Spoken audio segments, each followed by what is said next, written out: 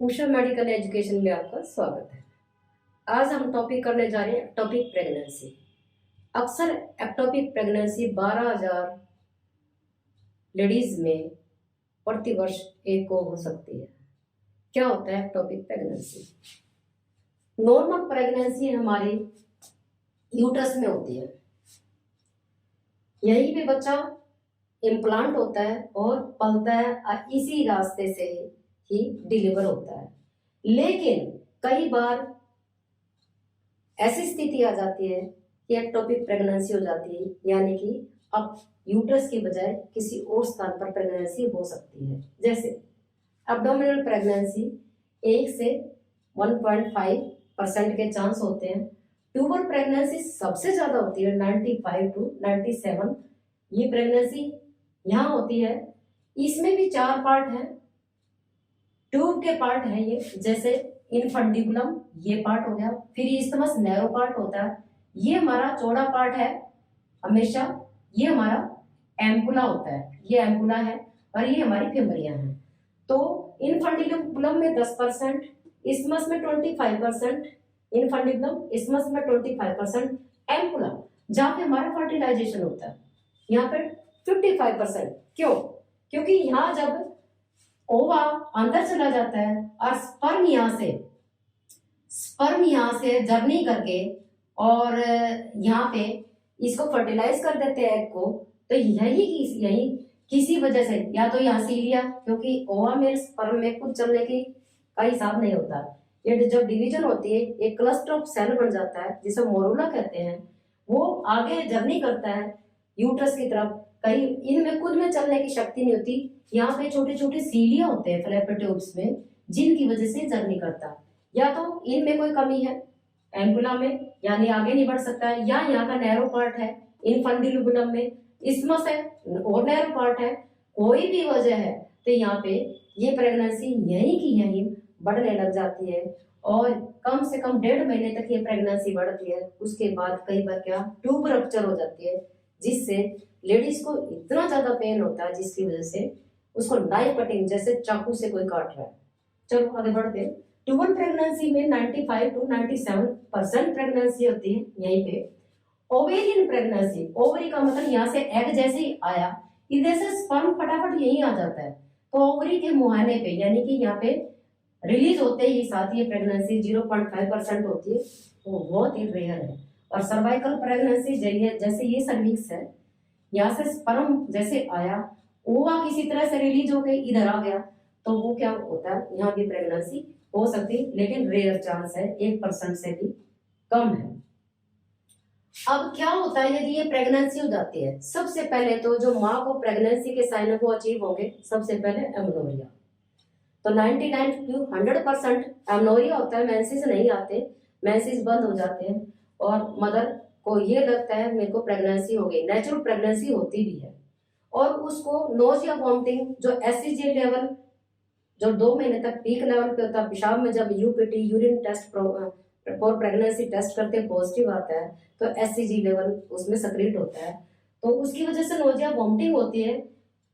जब ये pregnancy irregular होती है तो क्या होता है, उस टाइम में पेन इन अब्डोमेन, पेन होगा बहुत ज्यादा, लेकिन जब ये ज्यादा एक्सटेंड हो जाती है 1 महीने से अबव हो जाती है तो, और रप्चर, ट्यूब रप्चर हो जाती है, नाइफ कटिंग पेन, जैसे कि चाकू से कोई काट रहा होता है, हैवी ब्लीडिंग स्टार्ट हो जाती है।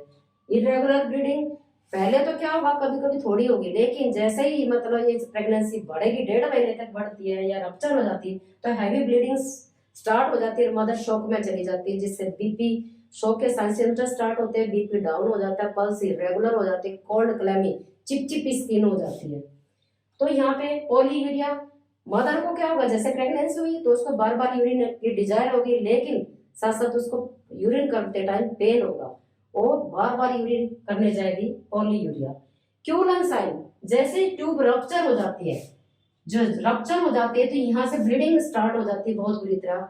तो क्यूलन साइन का मतलब क्या है, जो हमारे सिंफिसिस प्यूबिस है यानी लोअर अब्डोमेन है, सिंफिसिस प्यूबिस से ऊपर अब्लाइकस से नीचे यहाँ पे बिल्कुल नीले कलर का पैचेज आ जाएगा, जिसको हम क्यूलन साइन कहेंगे, वो अपीयर है तो इसका मतलब रप्चर ऑफ द फ्लैपियन ट्यूब्स है। तो ये प्रेगनेंसी होती है। तो ये प्रेगनेंसी एक्टोपिक प्रेगनेंसी कहला जाती है। इनके कारण क्या है? जैसे PID, pelvic inflammatory disease. Pelvic inflammatory disease में क्या होगा? जैसे यूट्रस में इन्फ्लामेशन, सर्विक्स में इन्फ्लामेशन, इंडोमेट्रियम, मायोमेट्रियम, ये जो लेयर है उन पे इन्फ्लामेशन, हर जगह इन्फ्लामेशन होने से तो क्या होगा? कई बार डिस्चार्ज भी या कोई इन्फेक्शन हो जाता है, जैसे रूबेला, गनोरिया, कोई भी ऐसा इन्फेक्शन है, एसटीडी की बीमारी कुछ भी है तो पीआईडी हो जाती है। तो उसकी वजह से ये एक्टोपिक प्रेगनेंसी हो सकती है। नैरो ट्यूब, अब ये जो फ्लैपिंग ट्यूब्स है ये बिल्कुल नैरो है। मान लो नैरो स्पर्म तो चला गया और ये, लेकिन जैसे ही क्लस्टर बनाते हैं ये तो आगे नहीं आ पाता। तो नैरो ट्यूब की वजह से भी हमारी जो हमारी एक्टोपिक प्रेगनेंसी हो सकती है। कॉइल ट्यूब, बहुत ज्यादा मुड़ी तुड़ी ट्यूब हो तो उसकी वजह से एक्टोपिक प्रेगनेंसी, स्पर्म तो स्पीड से जाएंगे क्योंकि एक हार्मोन्स होता है उस टाइम रिलीज होता है, तो स्पर्म्स को खींचता है वो ओवा की तरफ, तो वो उसकी वजह से, कॉइल ट्यूब की वजह से आगे जो प्रोसेस होता है, डिवीजन होती है, मिटोसिस मियोसिस होता है, मोरूला ब्लास्टोसिस्ट बनता है, तो वो आगे नहीं जा पाता।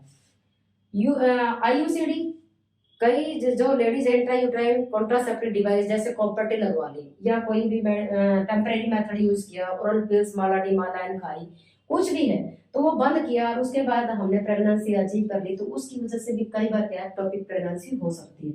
इंजरी, यदि कोई इंजरी हो रखी हो रिप्रोडक्टिव सिस्टम में, खासतौर पे फ्लैपिंग ट्यूब्स में, मान लो कोई सर्जरी हुई थी उस टाइम में कोई इंजरी या एडियंस चिपक जाते हैं, छोटे छोटे मतलब दाने से बन जाते हैं, वो चिपका देते हैं, उसकी वजह से फिर एक्टोपिक प्रेगनेंसी हो सकती है। ट्यूबल इंडोमेट्रोसिस, देखो हमारे मेंसेस यहाँ से तो आते ही आते हैं, लेकिन ट्यूबल इंडोमेट्रोसिस का मतलब है जो मेंसेस हमारे हर मंथ हमारे वेजाइनल ट्रैक्ट के थ्रू आते हैं हमारे, लेकिन ये मेंसेस यहाँ से भी इंडोमेट्रियम जो फिम्ब्रिया इस साइड से पेरिटोनियल कैविटी में भी आ जाएंगे और जो मेंसेस वहां पे होंगे स्पिल बनेगी और वो सारा कुछ चिपक जाएगा वहां से। पीसीआर पॉजिटिव, कई बार यूट्रस में टीबी होती है तो पीसीआर पॉजिटिव होता है, उसकी वजह से सारी जो ट्यूब है सब कुछ चिपक जाता है। यदि हम टेस्ट कराते हैं तो पता लगता है पीसीआर पॉजिटिव है, तो उसकी वजह से जो हमारी ट्यूब है काफी चिपक जाती है, तो क्या होगा उसमें हमारी एक्टोपिक प्रेगनेंसी हो सकती है। अब एक्टोपिक प्रेगनेंसी तो हो गई, ये दो तरह से है, इसके भी साइन जो होंगे दो तरह से, अनरप्चर और रप्चर। यदि अनरप्चर है, मान लो प्रेगनेंसी हो गया, टाइम से हमें पता लगा, लेडीज ने साइन सिम्टम बताया, अल्ट्रासाउंड करवाया और पता लगा प्रेगनेंसी हमारी अस्थानिक है, यानी जगह अपनी जगह पे, यूट्रस में नहीं है और जगह पे है, तो हमें क्या करना चाहिए?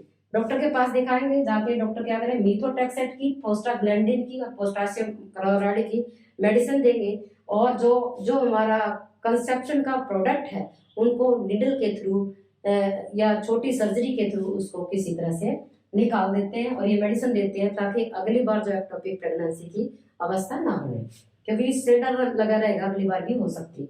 यदि ट्यूब रप्चर हो गई, यानी जो ये कंसेप्शन के प्रोडक्ट थे ये रप्चर करके ब्लीडिंग बहुत ज्यादा हैवी हो गई, तो ब्लीडिंग जब बहुत ज्यादा हैवी हो जाती है, हमें बिग बोर की नीडल लगा के, जो मदर है उसको बिग बोर की नीडल लगाते हैं, आईवी फ्लूइड देते हैं, इवन कि हम ब्लड ट्रांसफ्यूजन भी करते हैं क्योंकि लाइफ मदर की सेव करनी है, तो उस टाइम में हम डॉक्टर सर्जरी करते हैं जिसको हम कहते हैं सेल्फ इंजेक्टमी।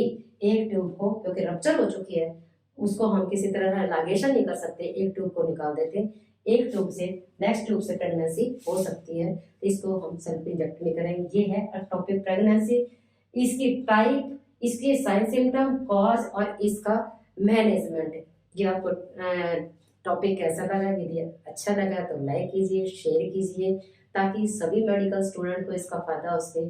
सब्सक्राइब करें ताकि अगली जो भी वीडियो की नोटिफिकेशन है आप तक तुरंत प्रभाव से पहुंच सके। नमस्कार।